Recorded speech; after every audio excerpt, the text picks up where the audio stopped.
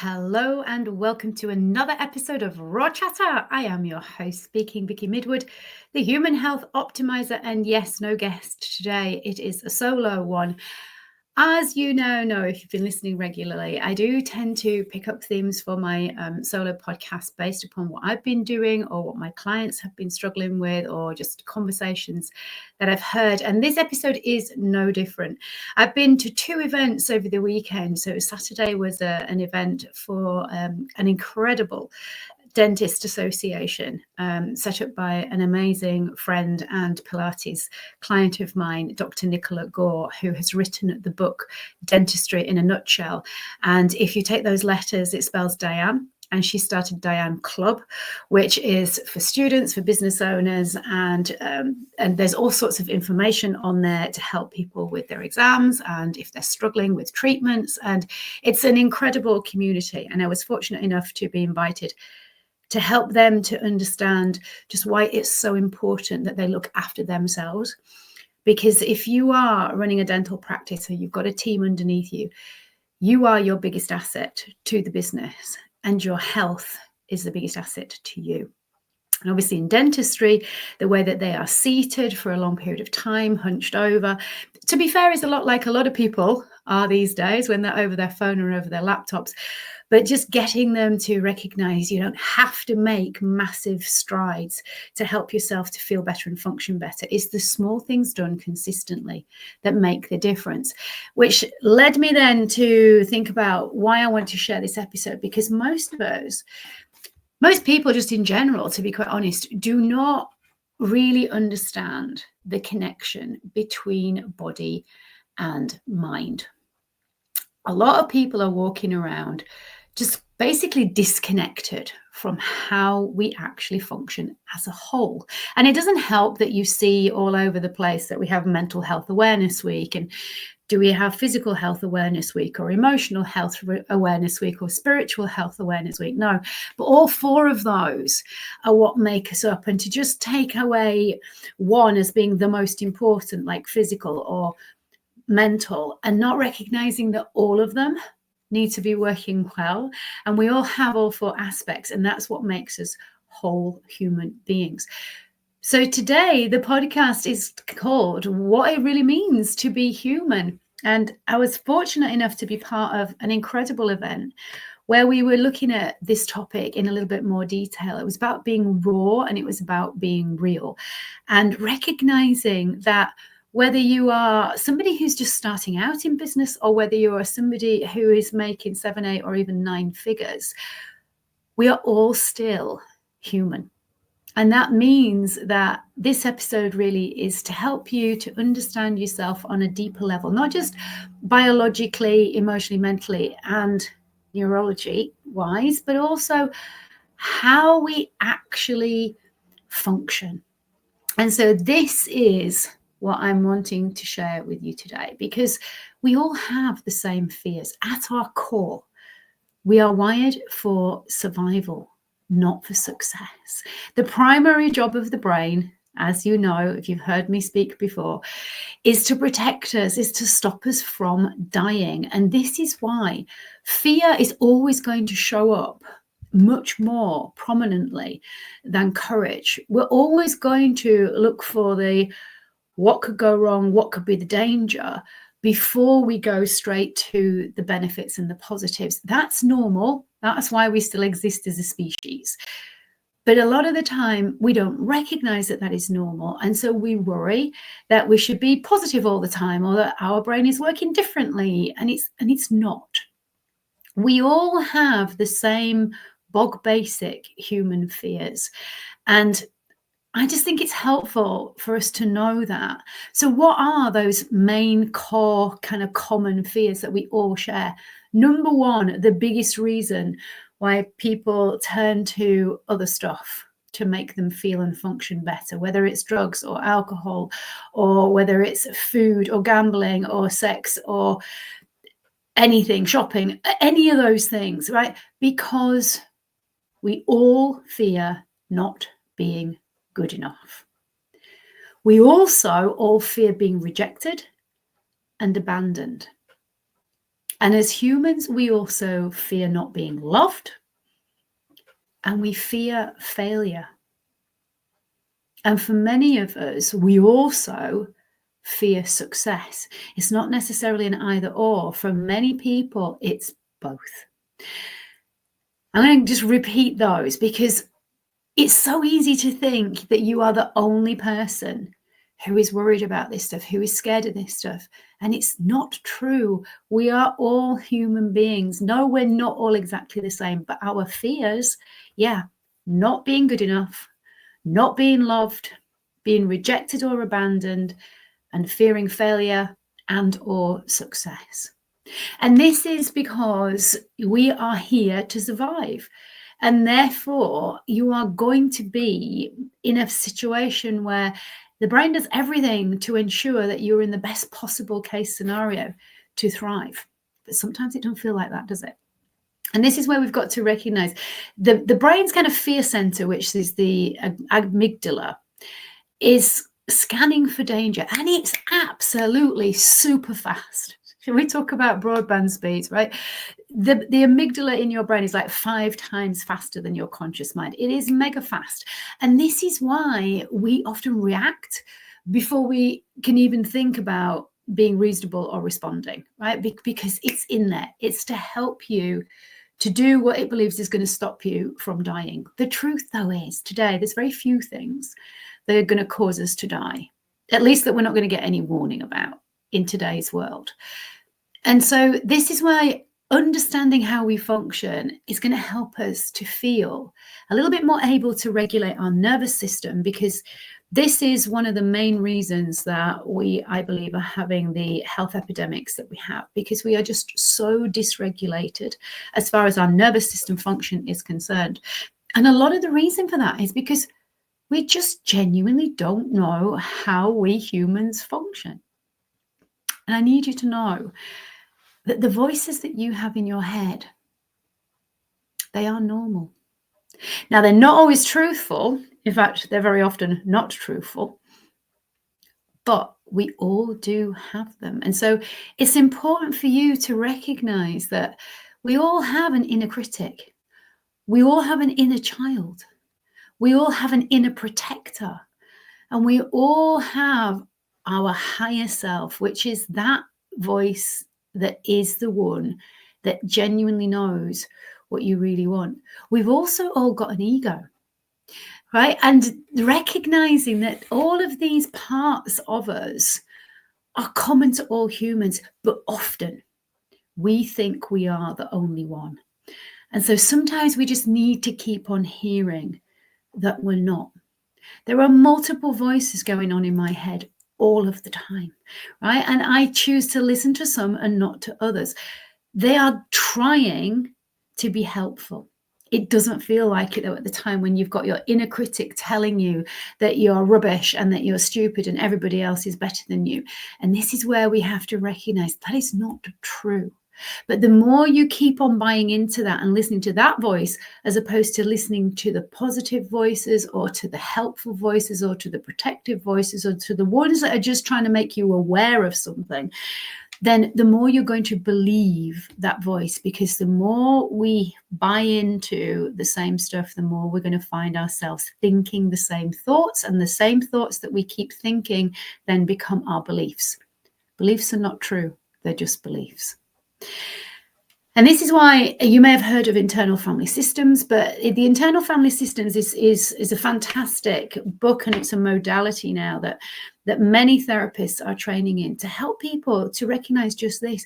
We all have these inner voices, and the beauty is we get to choose which ones are the ones that are running the show. And yes, you do have a choice, but you have to first of all recognize that you do have these voices, and it's okay. You aren't mad. You aren't bonkers. Everybody does. But you also recognize that you can learn how to silence the ones that are not helpful and how to work with the ones that are. I also want you to kind of recognize that there are more people, I think, who talk about positive thinking and negative thinking than ever before. And we think of people who are positive thinking as being like, oh, happy clappy and everything's got a happy ending. And that's not true. We shouldn't be ignoring negative voices. I think it's really important that we recognize the negative, because we all have this thought process of, yeah, but what if? What is the worst case scenario? And this is stuff where we're jumping into future focus mode, but we're using the past to help us to have an idea of what potentially could go wrong. And there's a reason for this, okay? We need to make sure that we're going to avoid mistakes that potentially could be costly in terms of our health or our finances or our family relationships. So it makes sense. This is what's known as the negativity bias, right? And it is evolved to keep us safe, but it's not to keep us happy. And this is why, yes, listen to it. Yes, be aware of it, but also recognize then you have a choice. What we tend to do then is when we listen to those negative bias voices, we then engage in something called confirmation bias, which means that basically we find evidence that's going to validate what we already believe. So we're going to go to the past and we're going to find evidence that goes, yes, see, I always do mess it up. See, I always do get it wrong. See, I always get into the same kind of relationships and it's obviously my fault. And this is the stuff that our brain does. And again, my message today is this is being human. You're not on your own and you're not mad, but you don't have to keep on believing those voices. Okay, you can listen to them. You can go, okay, that's interesting. That's interesting that this is coming up. What do I now need to be doing, to be focusing on to help myself to change things? Because the beauty is we can change things. Now, often it feels like we can't, because, you know, if you listen to this, I'm sure at some point in your life you have said you wanted to do something. Maybe it was to start going to the gym every day, or to stop drinking, or to lose weight, or to grow your business, whatever. But you find yourself sabotaging the stuff that you say you wanted to do.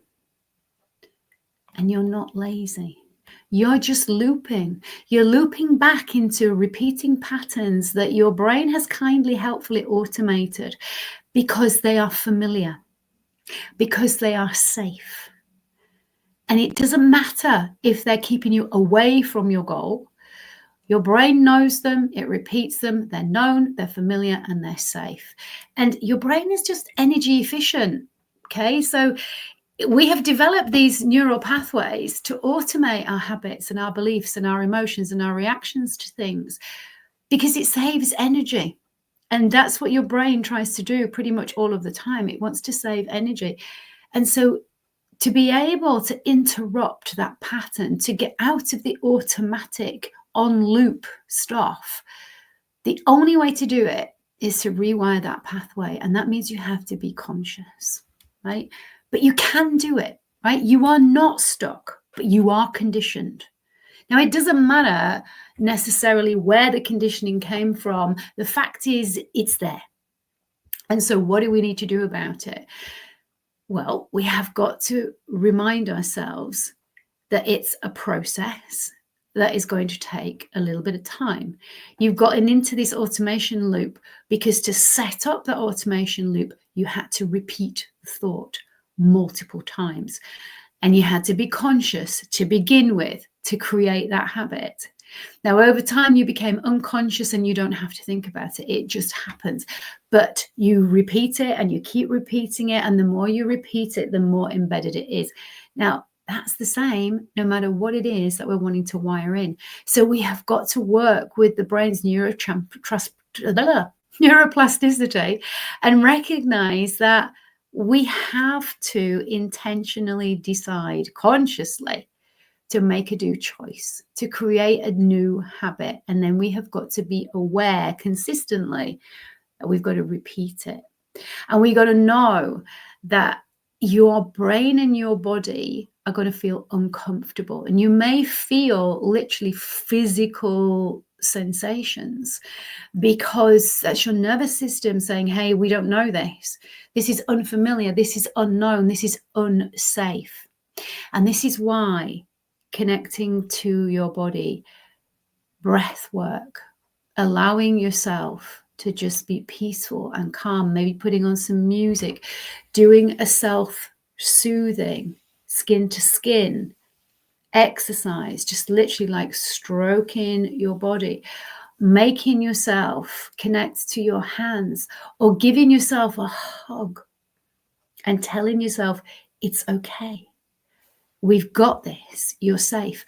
These are so important, because your brain is going to shy away from doing anything repeatedly and consistently that it feels unfamiliar and unsafe doing. So this is the key to changing habit patterns, changing thoughts, changing feelings. Number one, be aware. Number two, set an intention. Because why do you actually want to do it? Because if you haven't got a clear intention, if you haven't got a powerful reason as to why you're wanting to do it, then you're unlikely to put in the effort that is required to be conscious and to repeat the new behavior pattern, whether it's a thought or whether it's a feeling or what seems like an automatic reaction. All of these things we can condition in a different way. But you've got to make sure that you feel safe. And this is where looking at what are you doing that you're afraid to change because it does feel unsafe. And maybe you've had to go. Maybe maybe you're a people pleaser and you find it really difficult to say no to somebody. Now, it's not just a mindset shift. Yes, your mindset is important. And yes, we've got to recognize that we need to do some work on helping you realize that your needs are just as important as everybody else's. Not more than. Your ego might tell you that for a nanosecond, until it then goes, oh, no, they're more important than me. But you're not less than either. You're just as important as other people. And therefore, if you try and say no, and you're not used to saying no because your automatic go-to is to say yes to what other people want, it's going to feel uncomfortable. And you've got to help your body and your brain to feel safe. You've also got to help yourself to learn to be able to handle disappointment that somebody else may be feeling. And I've covered this in previous episodes. You are not responsible for other people's feelings, right? But how somebody else is feeling, is it going to affect you? Yes, it is. And that's going to make you feel, oh my God, let me just say yes because I can't handle it. And this is where we've got to help you to recognize you can, but you have to decide that you're going to learn to. And that means that you're going to have to sit with discomfort. It means that you're going to have to sit with your nervous system feeling like it's on red alert, and breathe and calm down and do the stuff that actually works. It may be that you literally need to stare at a candle flame flickering and just get lost in that. So many different things that you can try. But recognize, unless you do it consistently, you will struggle changing habits, not because you're weak-willed, not because you don't want to, but because you're not doing the stuff that you need to do consistently and continuously to help to change your programming. And I'm going to leave you with this because I don't want this episode to go on for too long. You can do this stuff. It does take work. Is it helpful to do it with somebody who can guide you into really unpacking just where this stuff has come from? Yes, it is. But do you need to do that deeper work to start with? No. You can start to decide that you're going to tell yourself a different story, that you're going to not listen to the voices in your head that are helping you to stay feeling not good enough, rejected, or fearing being rejected or a failure. And start listening to the voices that your inner protector and your inner champion, because they are there. You just have to choose who you listen to. Being human means we're not designed to be perfect. We are designed to adapt and to grow and to evolve. We are definitely designed for that. We are also designed to survive. We're not built for success. But I want you to also know you're not weird, you're not broken, you're not wired wrongly. Even if you have any kind of neurodivergent issues, you are human, right? And that means that we are all different. There are multiple different variations of humans, but so many things are similar. And that's what makes the human race the human race. So you can change, but you have to start with compassion for yourself. You have to know why you want to change. You've got to be aware of what it is that you're doing now and why it's not helpful. And then you've got to be aware of the stories that you keep repeating in your head. Be ready for that negative bias to kick in. Be ready for the confirmation bias to search for the evidence that we call it excuses. We call it logic, right? But really, it's just your brain trying to keep you safe. So if you have got compassion and awareness and a clear intention as to why you want to change, and you've got the courage to do it differently, then you can become the person that you want to be in a partnership, in friendships, in business, in your health, whatever it is. But it takes effort and it takes repetition. Is it hard? No. Did you create the habits that you don't like and go, oh, I'm going to create these habits, and it was really, really hard to create them? No, it wasn't. You just found yourself doing them.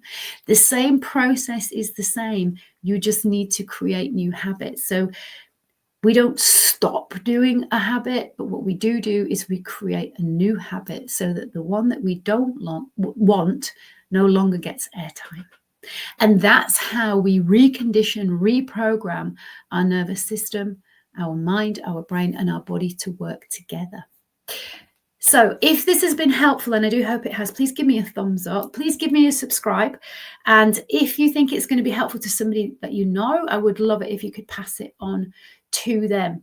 If you feel that you would like some help with this stuff, whether you feel like you are sabotaging yourself in terms of your health with the habits that you have around food or exercise, or that you are sabotaging your mental well-being in terms of how you are consistently criticizing yourself, or in your business, then please do not hesitate to either connect with me on social media and just send me a message privately, or send me, or literally I'm going to put a link actually in the description, in the comments, where you can click the button and you can book in for a call with me if that is your preferred method.